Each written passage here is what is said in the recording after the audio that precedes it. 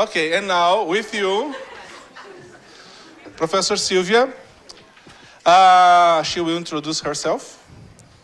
Okay, and I hope you are recovered from the evening. What's the name of the thing? No, it's not jazz. It's forró, and then enjoy. Okay, you are going to say. Let's see if I can. Hello. Wow. Okay. Yes. Okay. Okay. Good morning, all. I will do my best to keep you interested for 3 hours with a coffee in the middle. My name is Silvia Romero. I am Argentinian. I work at the Servicio de Hidrografía Naval. That's the national office in Argentina, hydrographic office. I'm a professor at the University of Buenos Aires. In the career that we have there,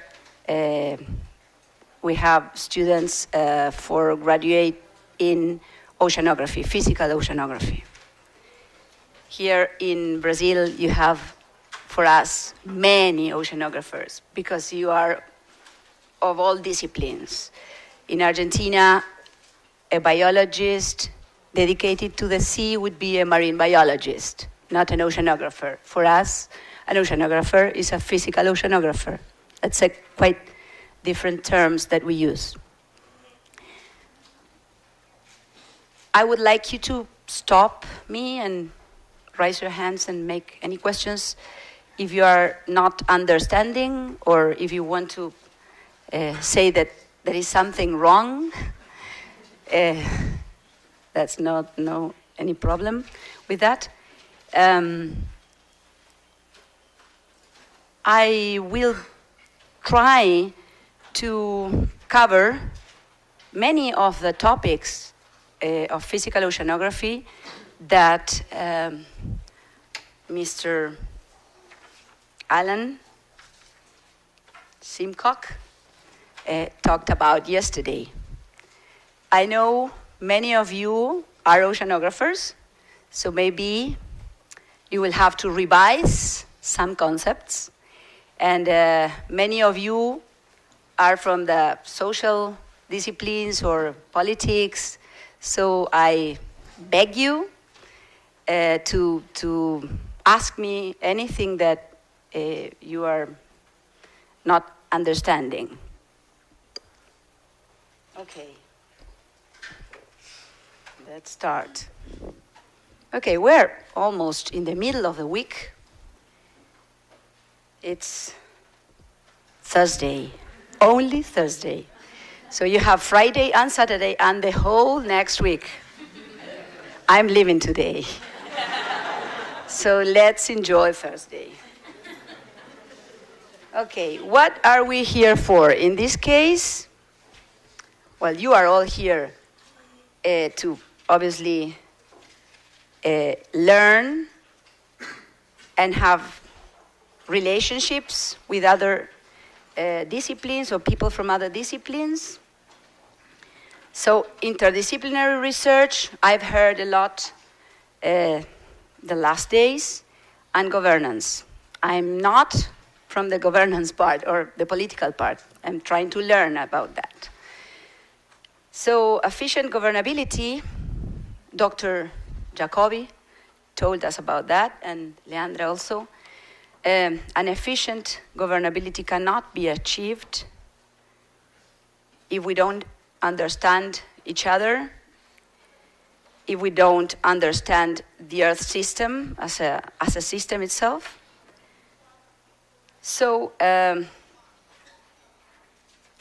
as Christiana told us in her talk, the Earth system includes human society.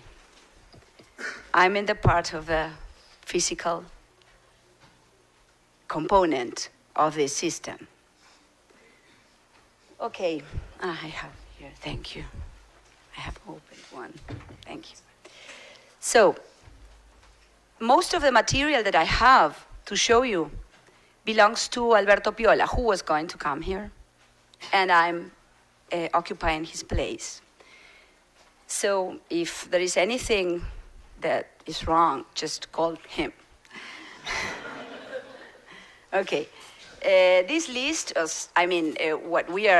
what I am going to present is obviously an incomplete list. There are many topics that we could talk about, and I brought some other presentations in case we have time. So the main role of the ocean, together with the atmosphere, is to redistribute heat on Earth. The radiation that comes from the sun gets differently over the Earth. So we have a net heat gain in the tropics, in the equator, and in the tropics between more or less 40 north, 40 south. And then we have a net loss of heat polewards. So somehow, in order to keep this system balanced,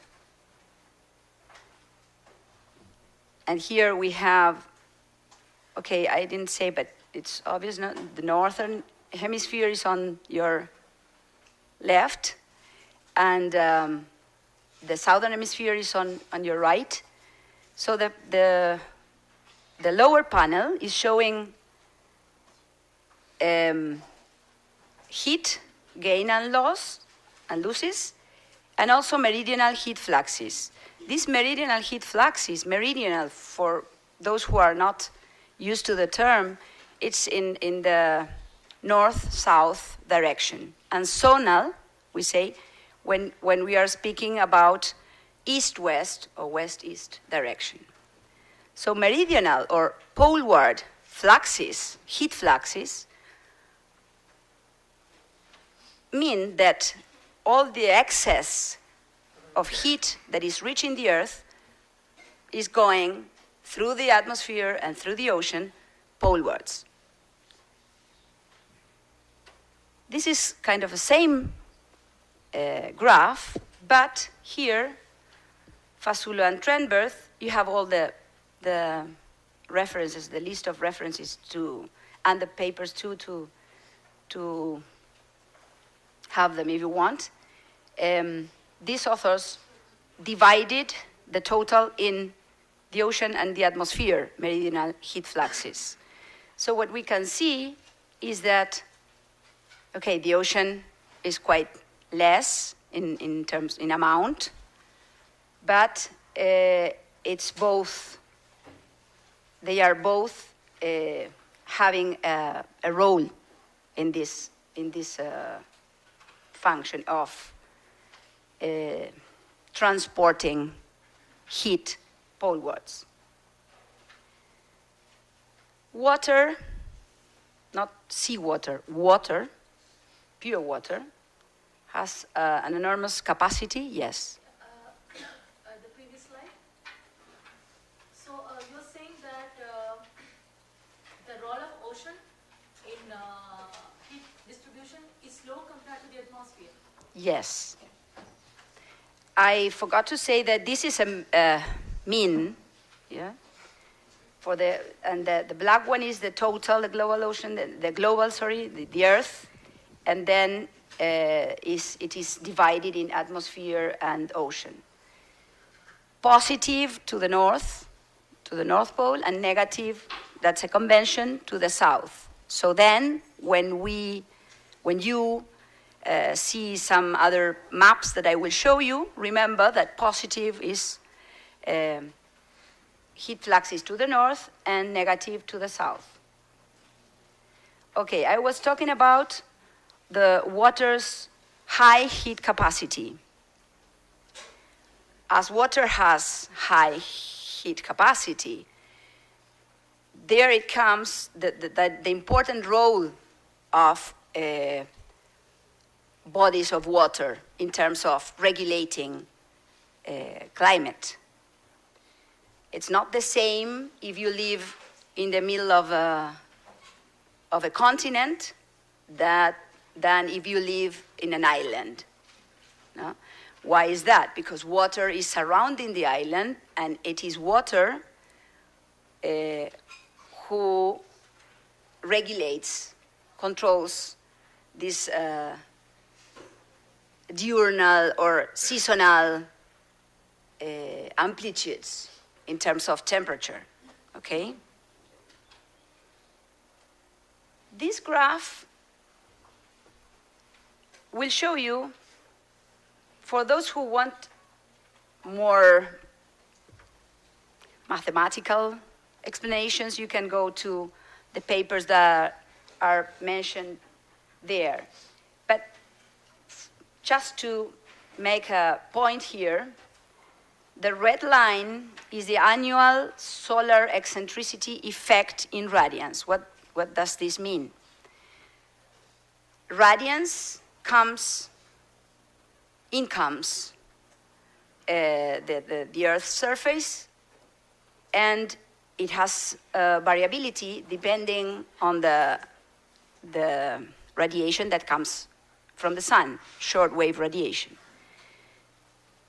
The Earth has an orbit which is not circular, and the eccentricity of the orbit means how much you, if you have a circle or an elliptic, circular orbit or an elliptical orbit, okay, the eccentricity means how close to a circle is this orbit, or how far. When you analyze this in the annually, it has these variations. This is just from 2003 to 2006. But then I show you some satellite data that tells us how much radiation comes up to the top of the atmosphere and how much goes out.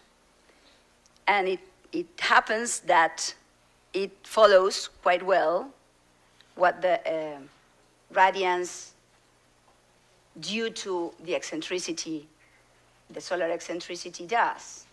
And then if you have this Argo data that I will show you for those who don't know about them, it's they are profilers with which we can have, for example, we can calculate heat content.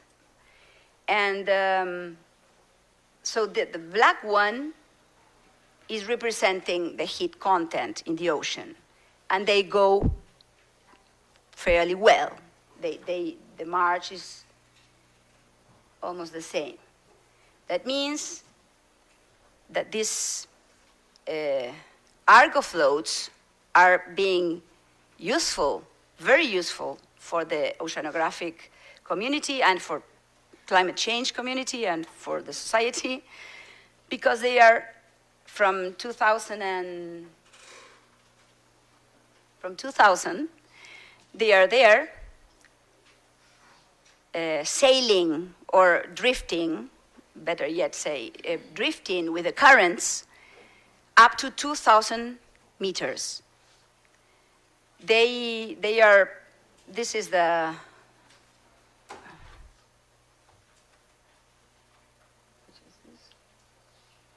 this is the profiler, the kind of profiler. They are thrown into the water and they go up to 1,000 meters. They have sensors, temperature, salinity, some other sensors. They go up to 1,000 meters. They derive and then they go up to 2,000. They reach 2,000, and then 10 days or 15 days after, they go to the surface and they communicate with satellite positioning systems, so we can trace them, we can follow them, we know where they are. The map that you are seeing, you can look for one of these maps. They update it every day. These 3,760 floats, close to 4,000 active floats, are those, each dot indicates the location of the latest profile collected by the float. So, really, there is a total already of 1,009,020, more or less, floats from the beginning of the mission in 2000. Look how that compares with the water sample casts. Water sample casts, for those who are not used to, are, we do a oceanographic station, so we put our instruments in the water, and that's a cast for us. We put an instrument called CTD, which measures conductivity, depth, and temperature, and we lower some bottles in which we bring water from different levels. So we can make measurements of dissolved oxygen, gases in general, conductivity in terms of taking or having salinity, etc. So from 1772, 3 million casts. From 2000, almost 2 million profilers. The CTD casts, the difference between water sample casts and CTD casts is that what I told you is that the modern version. The eldest ones, they were only casts. They were bottles that you lower without the technology of today, and the CTD did not exist at that time, so the way of measuring was different. These high-resolution measurements are in terms that they go down and up. The CTD, the instrument goes down and up, and all the time is getting data. So that's high resolution. And then these Pinniped casts. Who knows what's Pinniped casts? Raise your hands. Pinniped, is there a biologist here? Yes. Pinnipedes. What is it? See. They put GPS. They put equipment on these animals, and they follow, and we follow them. Same thing as a drifter, but an animal. So naturally, this data is biased because they go to feed to special places. But they are very important too. Not only because we know where they go to feed, but also because normally they have sensors, temperature and conductivity sensors that enable us to have more data. Then we have these deep Argo profiles. Deep is more than 2,000. The other ones, the almost 2 million, reach up to 2,000. But these deep ones go even more deeper. They go deeper. But they are very few because they are still on the way. Okay, about 50% of the Earth's chlorophyll is produced by marine organisms. I will show you a map of satellite chlorophyll A. Vertical circulation and mixing, these topics Mr. Simcock told us yesterday about. Vertical circulation and mixing drive the upward nutrient fluxes required to support phytoplankton growth. For those who are not used to these concepts, let's try to understand a bit. Phytoplankton are those small, green, small things. I'm a physical oceanographer. For Brazilian people, we can say bolinhas verdes. So they need light and nutrients to grow, to bloom. And the conditions of light and nutrients, light and also temperature, are achieved during the warm season, spring and summer. Normally, sometimes autumn is also a time to bloom. Winter is harder. Why is that? Because of the famous mixed layer. The mixed layer, the graph here is very, very small, but you can imagine if you have a temperature vertical profile, the mixed layer is the layer in which temperature is homogeneous, the same temperature, more or less, the same temperature. That's one of the ways in which you can calculate, because we need to know where that mixed layer ends. It starts at the surface and it ends somewhere in the water column.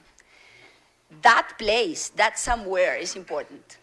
Why is that? Because phytoplankton don't swim. They are moved by the currents. So in this case, the vertical circulation is important. If you have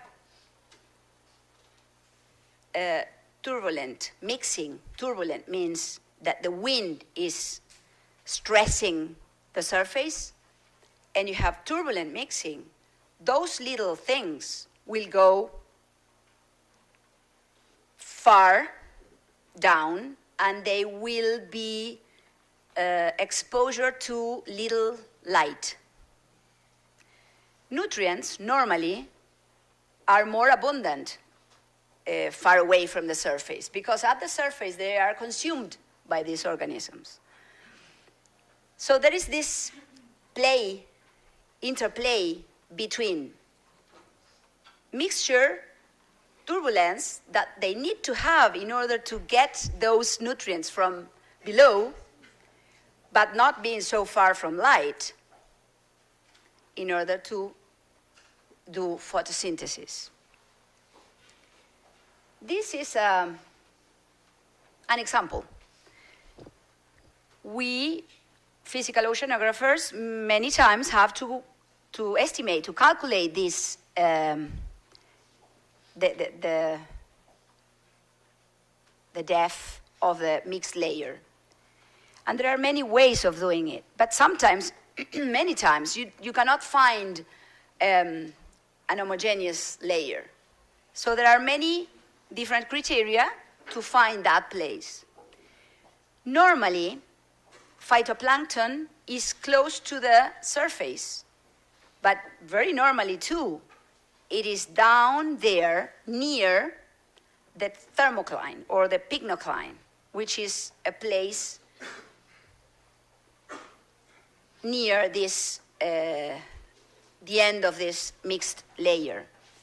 What you see here in red is a signal of fluorescence. Fluorescence is a fluorometer is an instrument that continuously measures something that is, how would you say this? You can estimate the abundance of chlorophyll A. You need to have in situ chlorophyll data in order to calibrate that. But in terms of maximum and minimum, it works well. So this peak here, I cannot see what depth is this, but here, we can choose this. Are you seeing that? Yeah. You can choose this as the end of the mixed layer, or you can choose this. So there are differences between, the mixed layer is only one physically. If you have to calculate or estimate heat fluxes, you need that because you are going to use it as the volume, which is interchanging with the atmosphere. But if you have to think of the mixed layer for biological applications, maybe you have to choose this end of a mixed layer. Because many times you have steps. What happens with a mixed layer? In winter is deep. Then during the spring, because of this heat fluxes, heat is coming down and the water column gets hotter and hotter. We can say warmer and warmer. So this mixed layer goes up, the end of the mixed layer. But then, if you have 2 or 3 days of strong winds with turbulent mixing, that depth will go down because this turbulent mixing erodes, we say erodes the mixed layer, okay? So that's why it's important in terms of climate change. When, for example, Mr. Simcox said yesterday that in a warmer world, stratification will be different. Stratification means that you have the water column divided in at least three layers. The first one is the mixed layer. The second one is the pycnocline or the thermocline. And the third one, the deeper one, is the deep layer of the ocean. So in a warmer world, this stratification will change. What will happen with the phytoplankton if this changes? This map, for those who are not used to see them, is a satellite product. The sensor is a camera. It's not a camera. It's a radiometer. It's like your eye, and you can, if there is light in this room, you can see colors. If we put the lights off, you can't see anything. You can't, in English, you can't see anything. I learned that when I was young. So with the sun shining only during the day, these instruments on board satellites can measure how much color radiation, visible radiation, is going out from the water. And the amount of radiation in the different wavelengths that is going out is related to how much Bolinias vergis you have inside that water body. So take a look at our shelf. Because it's Uruguay, Brazil, Argentina. This is November. The mean November. I could have shown you a mean emission, an average for the whole mission. The sensor is Modis Aqua, for those who know. And what you can see here in colors is higher concentrations in milligrams per cubic meter of chlorophyll A means that it's a high productivity in terms of chlorophyll phytoplankton biomass. And those places in violet and blue are the ocean deserts. Deserts why? Deserts because they do have life. Sometimes I am very, would like to study those places because we are always looking for the higher productivity spots, and I think that we can learn a lot from those places where the productivity is low too, biodiversity, everything. So those deserts in the middle of the oceans are somehow extending in size with the warming, with the global warming. If you look at the shelf, at the Patagonian shelf, Atlantic Patagonian shelf, you can see that in November, which is September for the southern hemisphere, is spring for the southern hemisphere, all the shelf is blooming, okay? If you can see a December image, for example, you will see also some red spots, but different, of course, because nutrients are being consumed. And then these Bolinias verges don't have those nutrients to grow. If you have a place where the physics, that's what I do, biophysical interactions at, for example, ocean fronts. Biophysical interactions in terms, not all the biology, only satellite chlorophyll for me. If you have places in which the environment, in terms of physics, put those nutrients up again, okay, those organisms can go on doing photosynthesis and growing. If nutrients end, they cannot.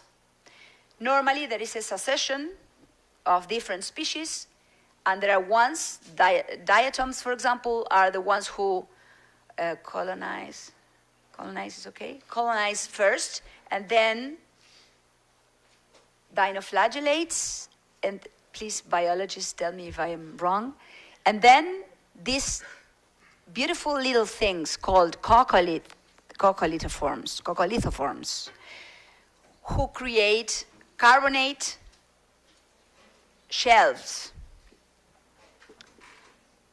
They are smaller, and they get there during summer. And they are very important because as they use carbon for their shells, they are being very important. They are stars in terms of the carbon cycle. Okay, this is just for you to know where I work and to see a zoom of that map. We are doing some this would be nice to correlate with marine protected areas, for example, or definition of places or spots to be protected. These black polygons that you see are chosen in terms of satellite chlorophyll. Not from this map on the left. This one is the mean October. I showed you before the November. If you take the mission mean, or if you take the amplitude mean, things look different, of course. If you take different spatial resolutions or temporal resolutions, you will see other things. If you see a daily image, you will see very different things. So it all depends on what you would like or you will like to study. In the case of marine protected areas, for a long-term protection, Jake was telling me the other day, and it's a very good idea, that the places in which bathymetry is important in order to, because these highly productive areas are co-located with terraces or shelf breaks, those places are there always. So the physical part, the physical system put nutrients, make them available in the same place. So it doesn't matter if, at least thinking linearly, it doesn't matter if it will get warmer, because the shelf break will stay there. And the stratification can change, but there is those places, for example, are far offshore. These are, what I am showing here is not the coastal environment, is the open ocean environment. Not the deep ocean, but the shelf. So we did those polygons, and in those polygons we can make for example, mean chlorophyll distribution. We can sum up all the chlorophyll, and we can compare them in terms of chlorophyll.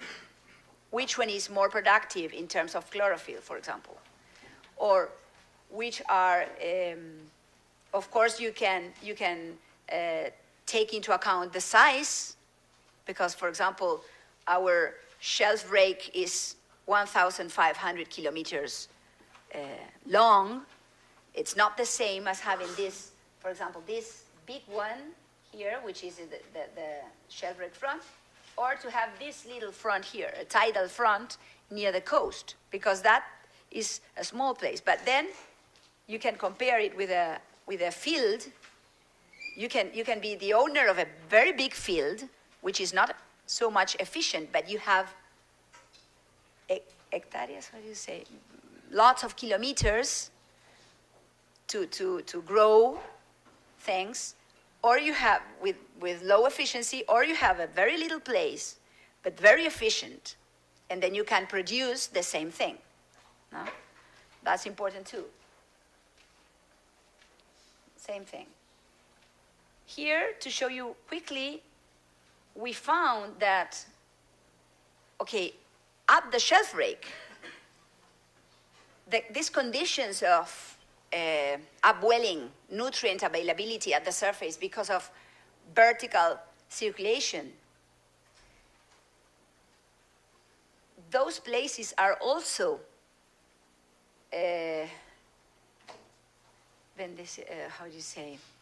They are also benefited by winds, because when winds are parallel to the shelf break, it's like, then if you want, I can explain you more in detail, but it's like these black lines, they are contours of equal density. So they are, how do you say? Isopignas, no me sale. Isopignas in English. Okay, contours of equal density. Those contours with winds that are blowing towards the north or towards the south, parallel to the shelf break, they are doing something like a pumping.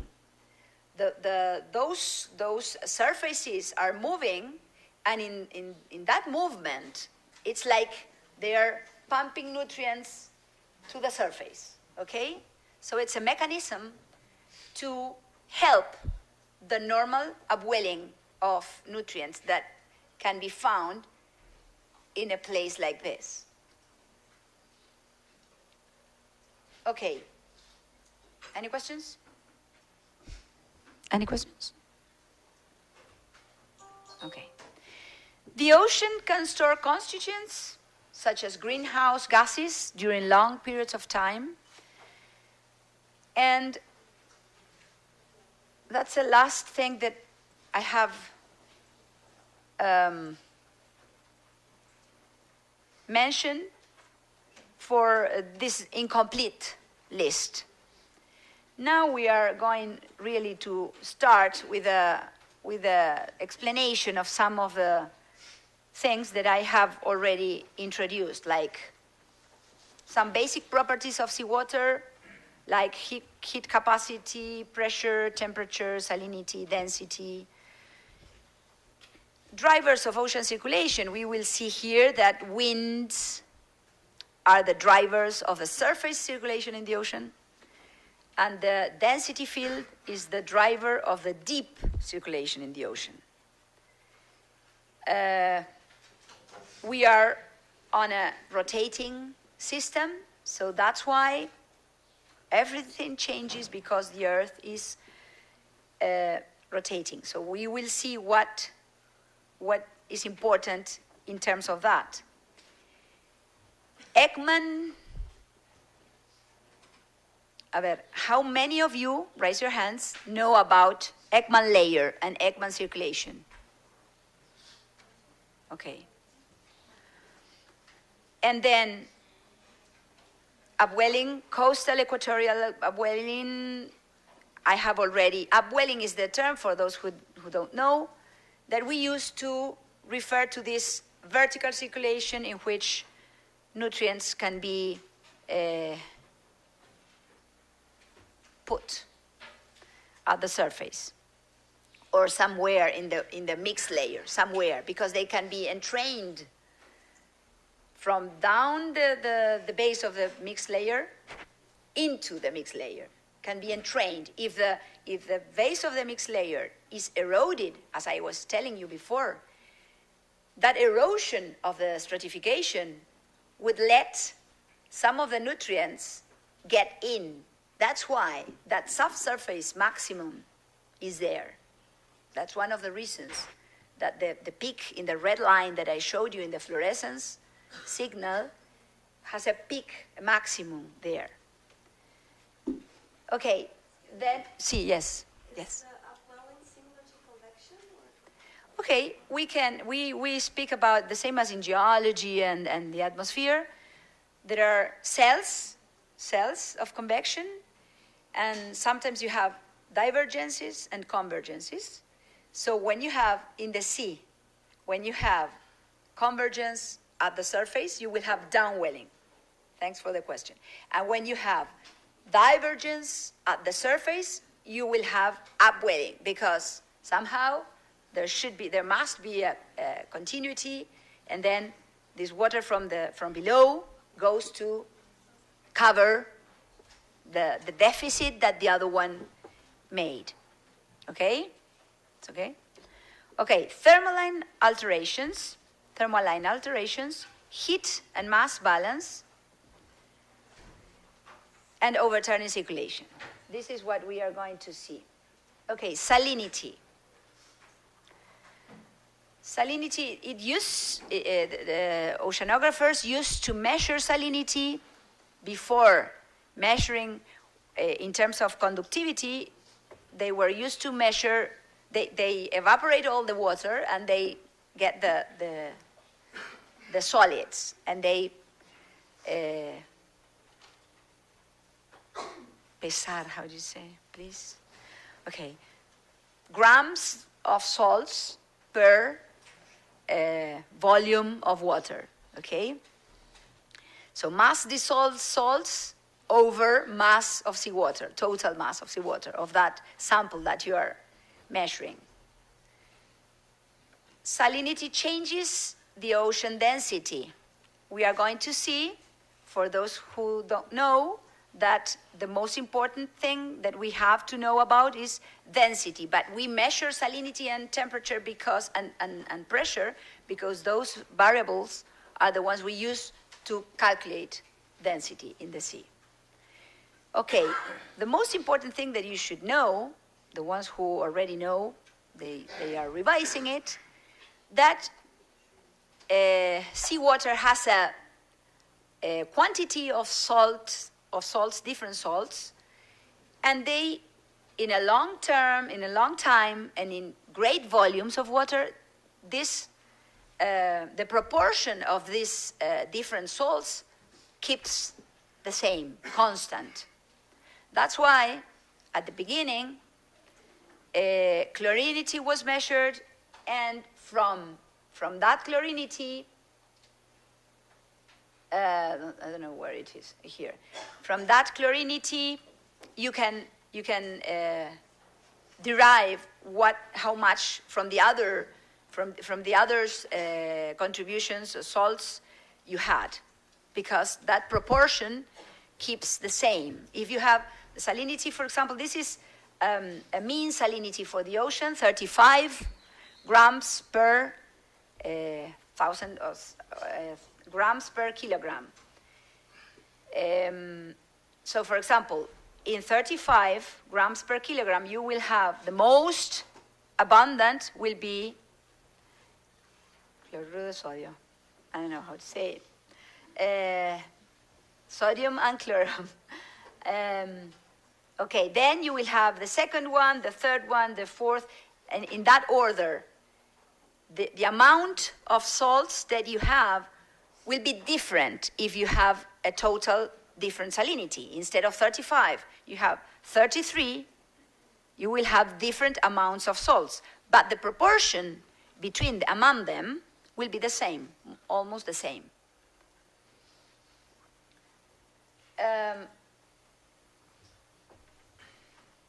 Okay, let's make my assistants work. I have all the names of my assistants written down. They are all oceanographers. Please, someone who raise your hand and explain how does salinity change in the sea? It's already written, I think. Who can raise your hand? The microphone is ready.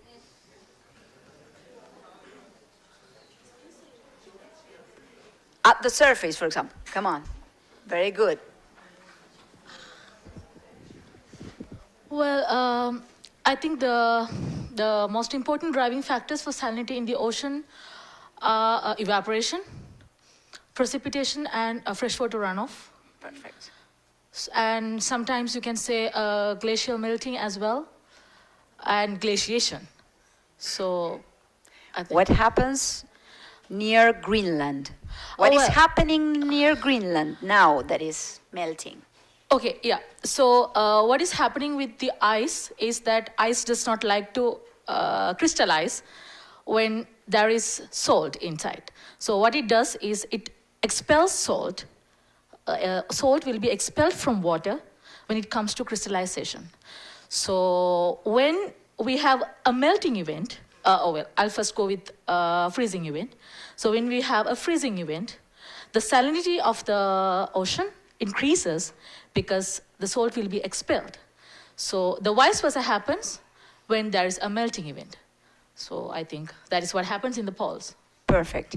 In a warming world, 2 degrees warmer, for example, or 3 degrees warmer, Greenland, for example, or ice over Greenland will melt. So the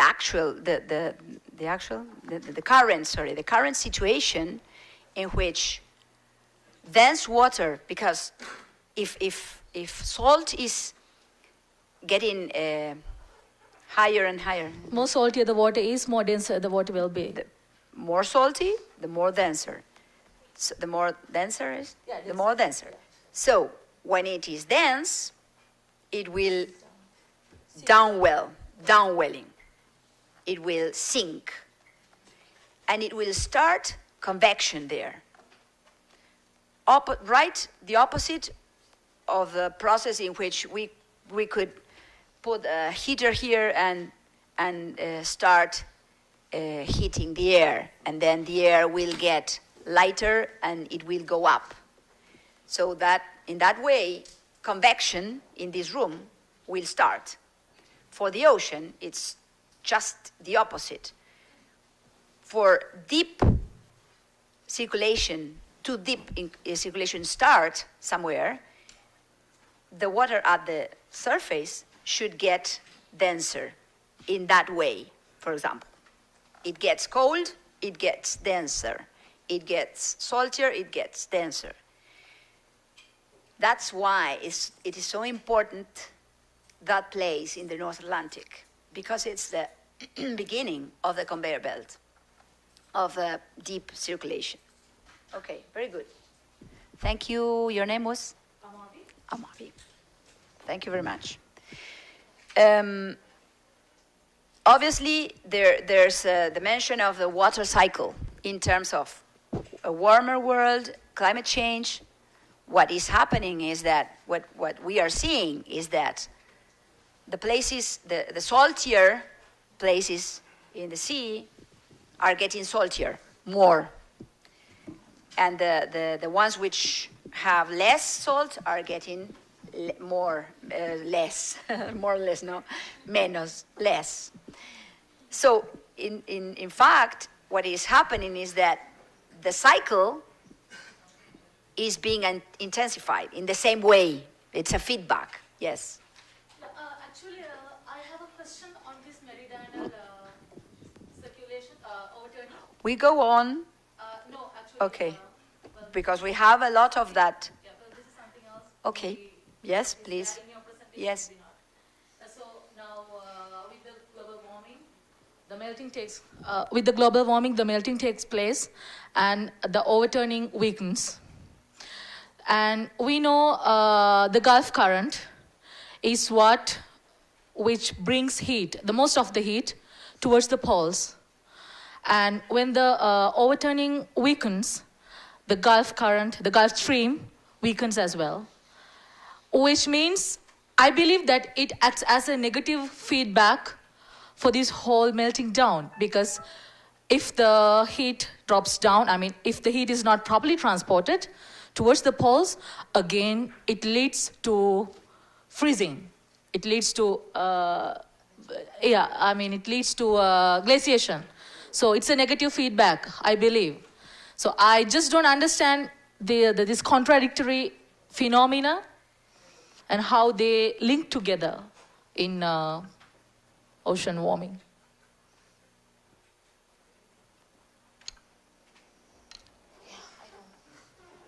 That's the answer.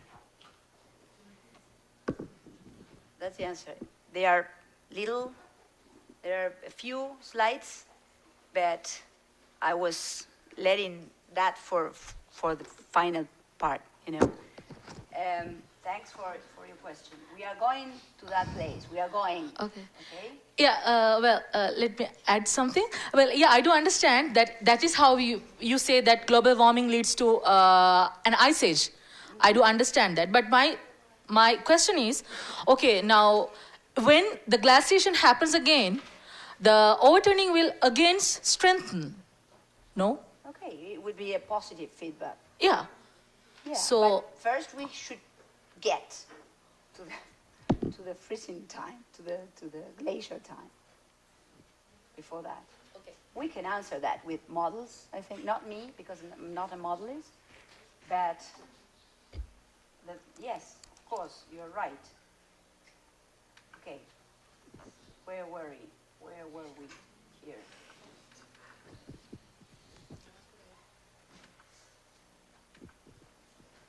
Okay, so let's go on, because I don't want anyone to get, how do you say, dormido?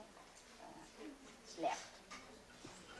Okay, the distribution of salinity over the world, over the global ocean, is like this. For those who don't know, there are the Atlantic is as I don't remember your name. As Amavi said, evaporation and precipitation in the middle of the ocean. We don't have this river discharge. We don't have in the tropics. We don't have water getting ice or becoming ice. So evaporation and precipitation are the most important processes for changing salinity. So the Atlantic, all of the oceans, the Pacific, the Atlantic, and the Indian Ocean, have places where salinity is maximum in both hemispheres. These darker regions, hotspots, are here with, for example, 35, 36 grams per kilogram. The red ones here, the darker colors in the Mediterranean and the Persian Gulf, everything, it's because those are very, very salty waters. And here the color scale is put on purpose for you to see what happens in the middle of the ocean, okay? In the Atlantic, evaporation wins. You have to see this interplay between precipitation and evaporation. So it's an evaporative basing. In the Pacific, here, we have those maximums, but they are a little bit less in terms of salinity.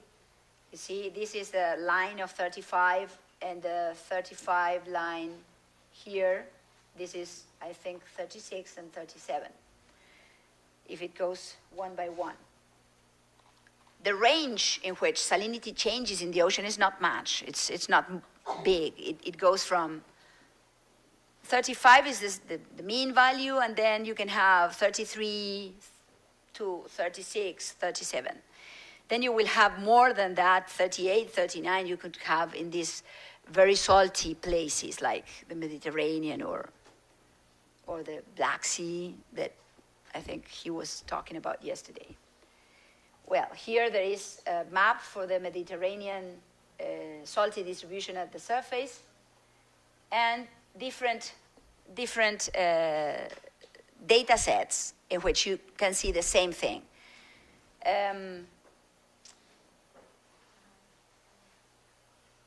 Now the density of seawater. We need to know how density changes, because it's important for this convection. And we cannot measure, because you know that there are densimeters, instruments to measure density in small lakes or. So some of my pupils, every time they ask, why don't you use a densimeter? Okay, we don't use a densimeter. We have to calculate densities in terms of pressure, temperature, and salinity, because the changes, the variability in density is so small. The one that we want to see is so small that we don't have instruments with the precision that we need to see those changes, okay? That's why we use a very big equation, which is called seawater state equation of seawater state, in English. Okay. In that equation, density is calculated in terms of linear and non-linear terms of temperature, salinity, and pressure.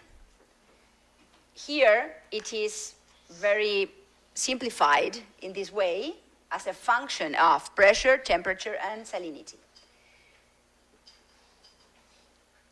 In order to see or to measure or to estimate the changes in volume, relative changes in volume, here we have differences in volume. This means differences in volume here in the three cases are dependent of differences in pressure, in temperature, and in salinity. But to calculate those variations in volume, relative variations in volume,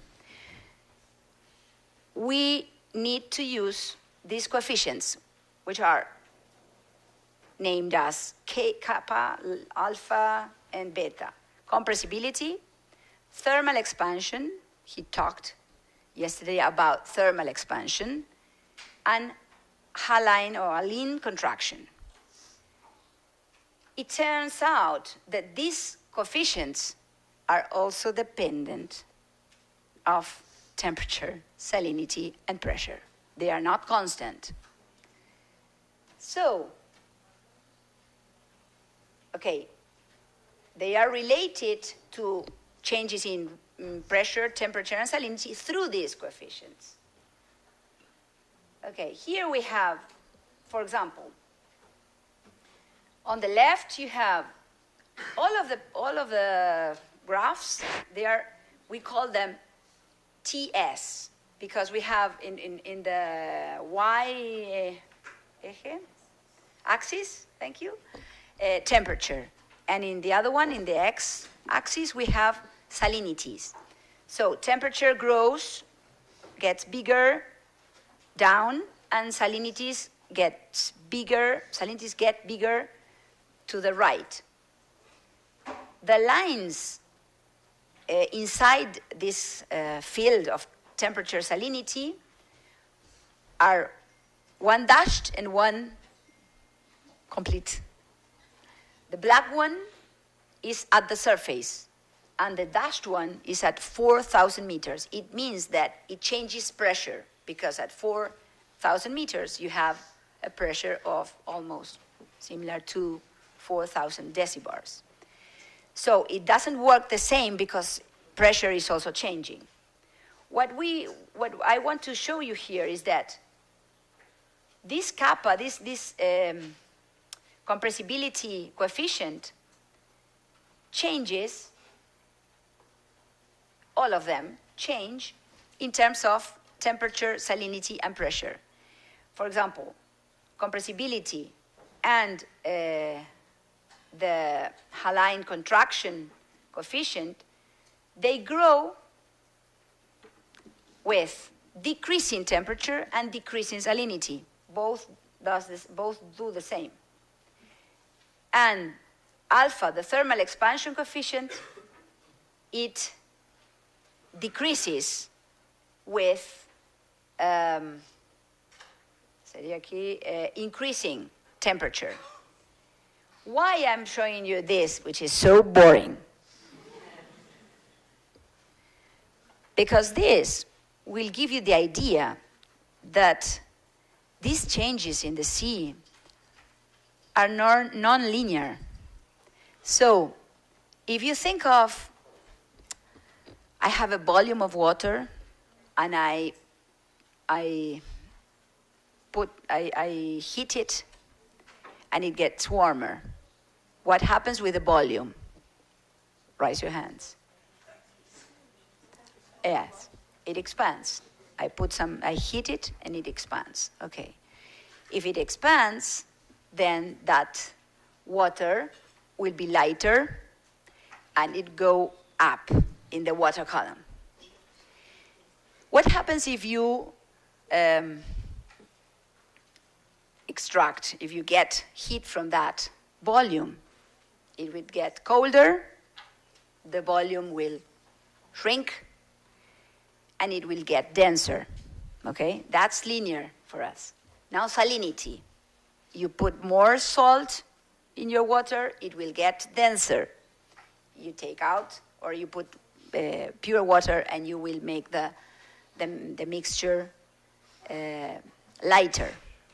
But when you combine the effects of temperature, salinity, and pressure, sometimes strange things happen. Okay?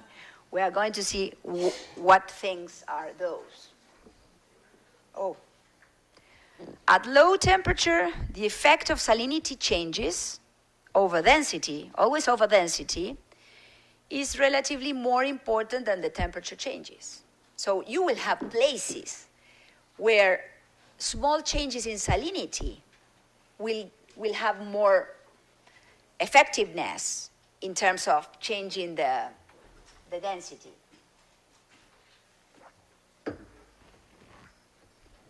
At low temperature, seawater is more compressible, we've seen that, than warm water. Mixtures, this one is nice to see. Mixtures of two waters with different temperature and salinity, but the same density, you put them together and you get something which is denser. Nice, huh? That is nonlinearity. There you are. This is again the field of temperature salinity. And you have these lines there which are constant density lines, contours of constant density. So they go from 22 to 28. What's this? Okay, it's a number that tells us about density. So, water called A and water called B have different temperatures and salinities. For example, A, how much is this? 14, 13 degrees centigrades. Salinity, 34.5 something, okay? Water called B is colder and is less salty. But the combination of those gets the same density. Because they are, I know that, because they are over a contour of 26. So they have exactly the same density. The mixture of those type of waters will go through that blue line. And it will be more or less in the middle of that line, with a mean temperature between both and a mean salinity between both. But the point is that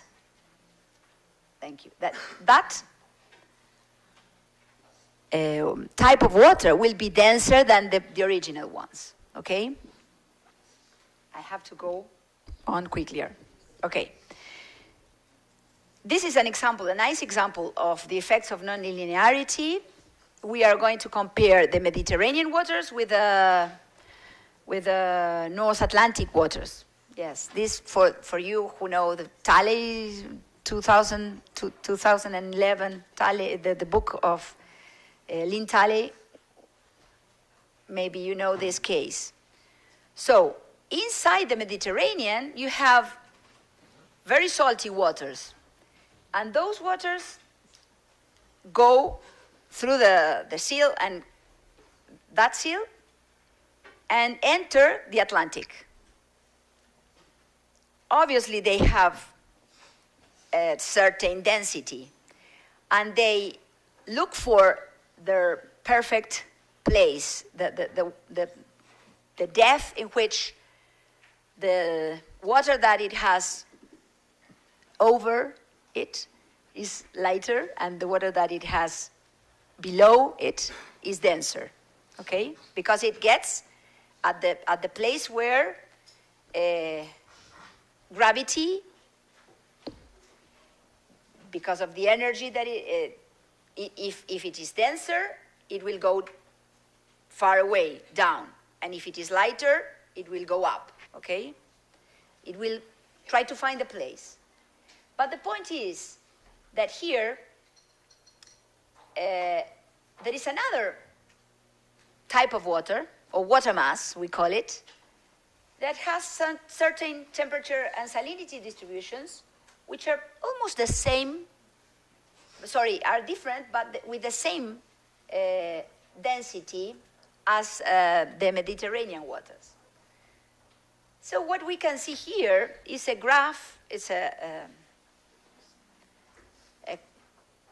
do you call this? A profile, a vertical profile of oxygen saturation, concentration of oxygen, dissolved oxygen, and salinity. What we can see here is that the Mediterranean waters have a signal of low salinity because low oxygen because the higher oxygen waters are up. A signal of low oxygen, and the waters coming from the North Atlantic has a little bit more oxygen. And at the same time, the Mediterranean waters have 36 in salinity, and meanwhile the North Atlantic deep water has less than 35. And they are at different depths. One is here at 1,000 meters, more or less, 1,000 meters, and the other one, the core is at 2,000 meters, 1,000 meters difference. So what we are looking here is that this nonlinearity effects, when you are here, you have the same thing that we were looking at before, but this is at the surface, 0 decibars, and this is 4,000 decibars, I mean, more or less at 4,000 meters depth. So what we are seeing here is that this A and B type of waters are, A is over 28 and B is less than 28 in density. But when you put it at 4,000 meters, A is less dense than B. Okay? The numbers are very different, but they are changed. The one which was lighter, the one which was denser now is lighter. Okay? It changes completely. So, colder and fresher water is more compressible. It means that what is happening to these waters with the same density is that they are facing a different environment, and they are getting different densities in terms of their compressibility. Okay? So that's why one gets up to 1,000 meters, not more, and the other one gets up to 2,000 meters. Those are effects of nonlinearities. This is for the ones who don't know about that there is a new way of calculating salinity. For those oceanographers who don't know about Theos 10, go and read about it. It's not being easy to change the way of calculating density in terms of conductivity because it's a long way to try to put all at the same level. But this kind of calculating density is quite different because the concept is that you are doing it under a thermodynamic, how do you say, marco? Trademark, or yes. You are having the thermodynamics concept taken into account.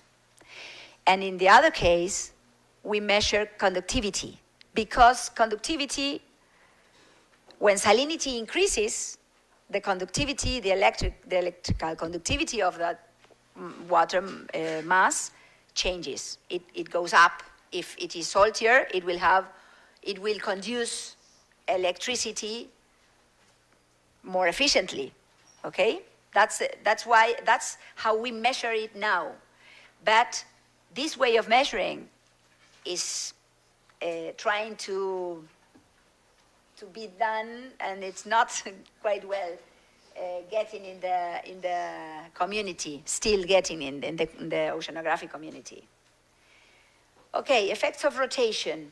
The sphere on the left has an object that was thrown over that sphere at a certain velocity, speed, but the sphere does not rotate. And when you put it to rotate, the trajectory that the object does is quite different, because now it is in a system which is moving. In particular, it is rotating. So all the movements of certain conditions, of certain scales in the ocean and in the atmosphere will suffer from the Coriolis force, suffer or will be deviated because of the presence of the Coriolis force, which deviates. Is there someone, a relative of Bart Simpson here? I don't remember. I think there is a. Please send him my regards. Okay. Bart used to say that it goes go and see what happens with the water in your, how do you say, in your washing your hands. ¿Cómo se dice? Bath, in your bath. Go and see what it does. It goes to the left or it turns to the right. Okay, the scale of the bath won't be affected by the Coriolis force because the scale in which the Coriolis force is doing effect is much bigger, okay? It's 100 kilometers, for example. So, for example, the Rio de la Plata plume or the Amazonia plume, the Amazonia is difficult because it's quite there. The Coriolis force is 0 in the equator because it depends on the latitude. So when you go to when you go to equator, and my husband went, and there is a tourist activity. There's a tourist activity that they do there, that if you cross the equator, something like that, they put a bulk of water and they tell you that the water turns to one side or to the other because you are with a feet on the northern hemisphere or in the southern hemisphere. Oh, that's all. Okay, so don't forget that the Coriolis force is affecting movements of a greater scale than the bath in your bathroom. Surface winds are the forcing for the surface circulation in the ocean. Here you can see satellite-derived wind speeds. The colors are the intensity of the winds, and the small arrows are the direction of the wind. So basically, you have to think of easterlies and westerlies. Easterlies and westerlies. Those winds are the ones which would be important for convergences and divergences, downwelling and upwelling, for example, in the middle of the ocean. And this map here is the wind, wind stress is there. It is there written. The wind stress. It matters. What it matters, it is because it's a force. It depends on the square of the wind speed. So the intense, when the wind is more intense, you will have that squared or at a second potence. No, I don't know how to say it, but it's worst. I mean, the force that the wind can do is dependent of this velocity to the square potential. But here, there is another important thing, that is the coefficient, the drag coefficient, which is very difficult to parameterize. So it depends, this calculation, for example, for modeling, you have to decide which parameterization you can do to calculate wind stresses. Here you have again a map, but now this almost the same as this one, but this is intensities of wind stress, and this one is the direction of the wind stress because it's a vector. And here you have a zonal mean, a zonal average of this wind stress. So you can see here that at 60, more or less 50 degrees south, this wind stress is much bigger than in the northern hemisphere. And that will have consequences. Here you have the Antarctic circumpolar current, coincident with that westerlies. Ekman, I may leave those oceanographers who know very well this to explain it to the others, to your classmates. Now, it's Ekman, the Ekman balance, we call it, is what happens at the surface when this wind stress is trying to move the water. So, at the very beginning, near the surface, because of Coriolis force, this stress, for example, will make the water move 45 degrees right in the northern hemisphere and 45 degrees left of the wind in the southern hemisphere because of the Coriolis force. And in the vertical, you will have this kind of spiral, the Ekman spiral, and the movement of these layers of water will diminish up to being turned to the opposite side. What happens in this layer is that this gray arrow here is what we call the Ekman transport. The Ekman transport is, if you sum up, if you integrate what happens with every one of those layers, it ends up that there is a transport of water to the right of the wind direction in the northern hemisphere and to the left in the southern hemisphere. And that's important because, for example, in the middle of the ocean, these are the convergences that you talk about. There is water that is converging because of Ekman transport somewhere, and there is a divergence in other places. So where there is convergence, there will be downwelling. And where there is divergence, there will be Ekman upwelling. So we call Ekman upwelling and Ekman pumping or downwelling. Okay? This is very important in terms of upwelling is very important in terms of bringing nutrients to the surface. Okay, these are all models that oceanographers might know. Sverdrup circulation is in the interior of the ocean, and what Sverdrup did is he understood, or he could give the real movement that we have in the interior of the oceans in terms of gyres, big gyres. Gyres that turn or that move to one side or to the other, depending on the hemisphere that you are. So he could not close because of the hypothesis that he put in his models, but then after him, Stommel found a solution in which when he included friction with the bottom and with the continents, he could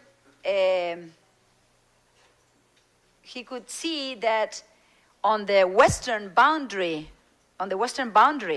of the oceans, eastern boundary of the continents, western boundary of the ocean basins, we will have stronger currents.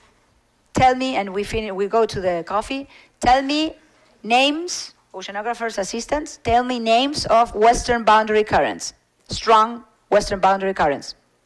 Raise your hands. Shout. Gulf Stream. Brazil. Which one? It's a western boundary current, okay. Which one else? Kuroshio.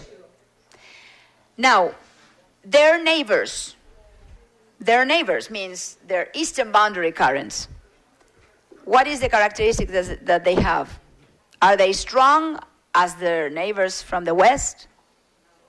No, they are weaker. They are wider, they are weaker, and they are less deep. They are shallower. So that's the idea of surface circulation in terms of this convergences, divergences, and gyres in the north. All the gyres that we find are anticyclonic gyres. The point is that anticyclones move clockwise or counterclockwise depending on the atmosphere. Okay? Okay. Let's go to have some coffee.